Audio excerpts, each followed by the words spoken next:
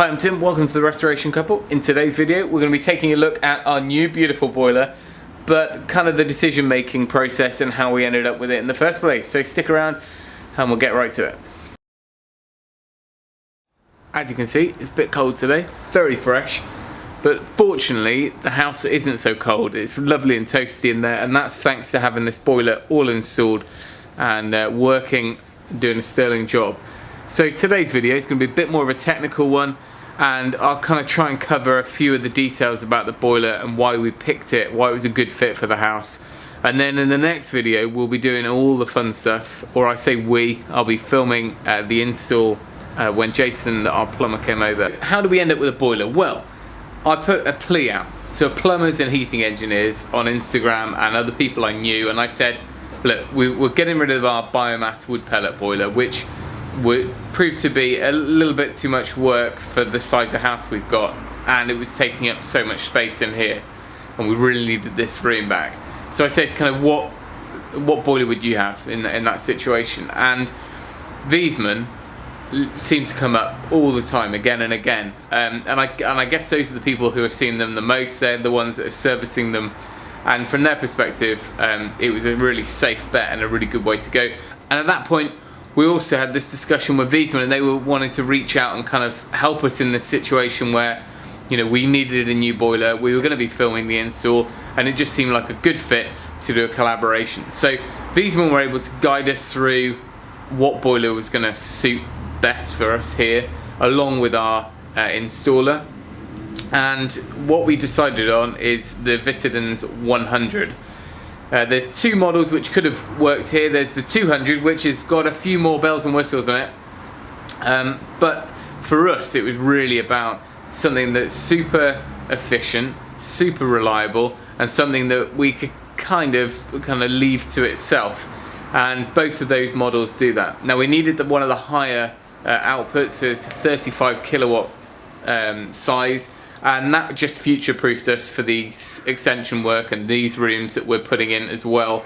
But you know, it can modulate down as well, so it's not like it's going flat out all the time. So the boiler had to go in before the rest of this room was built, because it's simply so close to winter we couldn't risk putting it off any longer.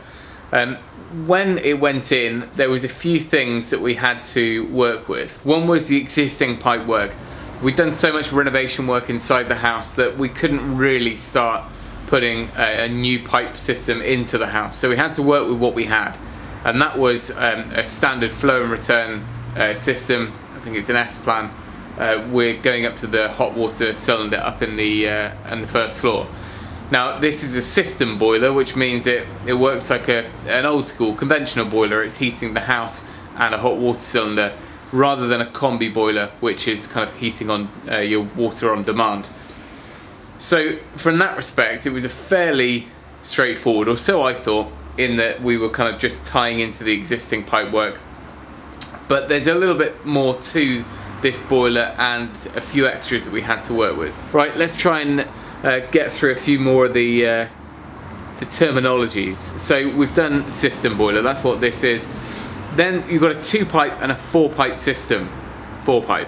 The 2-pipe is a conventional setup, I guess. That's what we were used to, where you've got that flow going to the house. It's doing the radiators, but it's also doing the hot water cylinder. And you've got, you know, motorized valves to control those. The 4-pipe option, what that lets you do is it basically treats them as two separate circuits. So your hot water cylinder, where you kind of need your hot water to be up at 60 degrees, let's say, or higher, it's going to put that temperature through that coil and then back down and take it to temperature.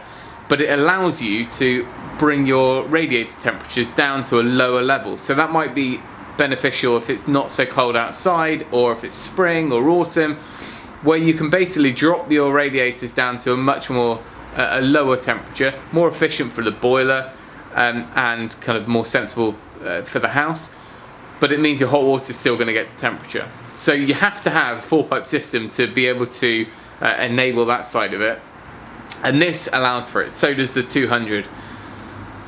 Because of that scenario I said of the pipe work and this, you know, these big solid stone walls, it wasn't the time for us to do that. But it's nice to know we can upgrade this and just run those 2 extras across, and it just means that we can kind of really bring down, certainly in our house, spring and autumn, we can bring those temperatures of the radiators down and keep the hot water as it is.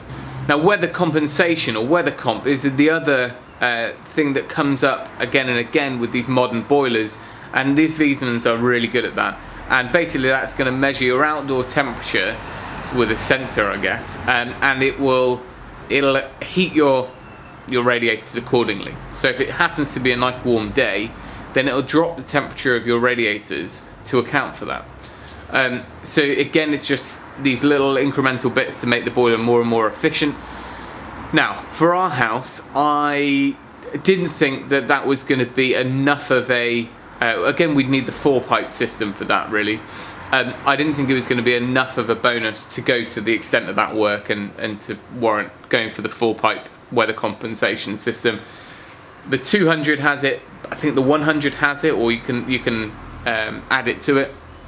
So again, it can be an upgrade. But for us, knowing our heating demand in this house, we've been here 5 years, we know how much heat it needs, and really it needs those temperatures of the radiators to be up pretty high. So weather compensation on hold for us, perfect for the majority of homes. I just think for us we'd need to do a little bit more insulation to the house to make it worth doing. Goodness me, I really wanted to get this video out, but I could have waited until this room was finished. Okay, next thing to talk about, I'm getting out my comfort zone a little bit now. We'll talk about the guts of this thing. Inside there is the heat exchanger, which does all the work. And in the 100 and the 200, I believe that's the same heat exchanger. And that is where the reliability and the efficiency and everything happens. And really, it doesn't get much better than what's in this Wiesman. So that was another plus. And again, that information just came in from all these different people on social media, plumbers who are just servicing them again and again, and they said this is the way to go. Another thing to mention is the 200 model, the Rolls-Royce, which is just a little bit up from this one. You can actually vary your temperatures of different zones. So like the 4-pipe system, where you've got the flow temperature for the hot water being higher than your radiators, I think you can have your underfloor heating, for instance, on a lower flow temp, which is what you want.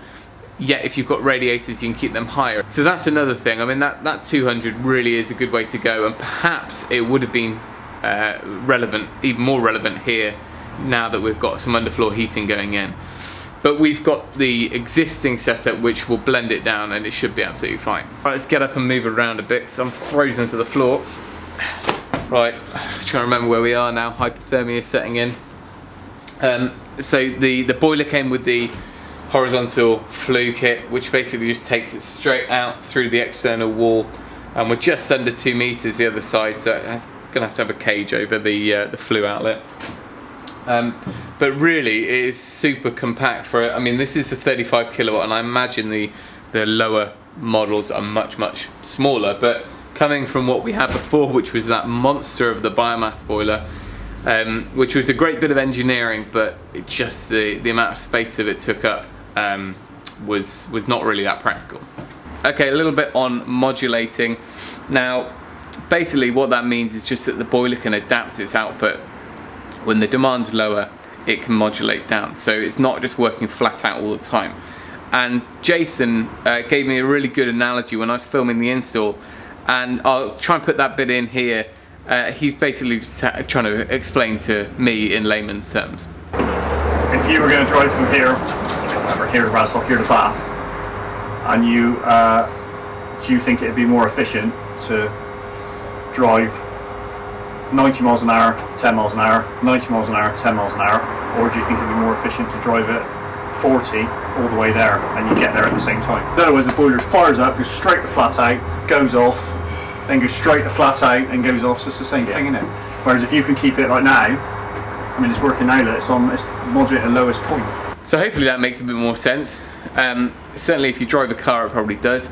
And it just means that this boiler, when we're under a much lower demand in the house, that it will just drop down. And there's some graduations on here, on the screen, underneath the flow temperature. There's some graduations there, and there's I think 5 or 6, and you can see at the moment only the first one is highlighted, and that basically means the house is up to temperature almost, and it's just modulated right down. It's just on tick over. What that means is that the only first thing in the morning really, when it's really cold, of course we're not in the middle of winter yet, but we're not using the full capacity of the boiler, which means it's kind of ramping up a little bit more in the morning, and then it drops it down as the demand goes down.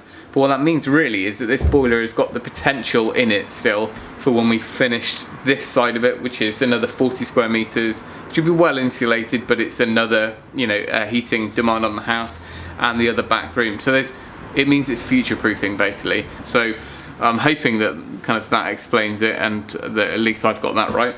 So I'm going to leave this video here. As I said, it was just all about the technical background to getting the boiler. But the next video is where it all happens, the action-packed stuff, and it was really nice for me to get behind the camera and off the tools and kind of get a little bit more arty with it. It's a great video. It's going to be out in a couple of days' time, so make sure that you subscribed and you click the bell symbol, and that will give you a notification as soon as it's ready. Apart from that, if you've got any questions, put them down below. If I can't answer them, I'm sure one of the Wiesmann guys will be here, or another heating engineer, plumber will be able to answer your questions, because I'm just a layperson needing a warm house this winter. But again, I can't express enough thanks to Jason, our installer. I'll put his link down below, and also to Wiesmann, of course, for helping us out and collaborating on the video. I know that there's 3 girls in that house who are very, very grateful. And believe it or not, this is the first winter in 5 years that we've gone into November with a working boiler. I always say working. The first year, or first couple of years, we were struggling with that old oil boiler. There were issues there. Then we had the biomass boiler for 3 years, and in those 3 years, although the boiler was pretty much faultless most of the time, we were lugging around those pellets, a lot of pellets. It was keeping me fit, but it was also dragging me down. So now we've got a really good option here. We've freed up a massive space, and hopefully I can get this place finished and it'll all be wrapped up nicely in a nice warm cozy utility. I need to crack on, got ceilings to finish, insulation to put in, and walls to build. So thanks for watching. Remember, if you can, do it yourself, and we'll see you next time.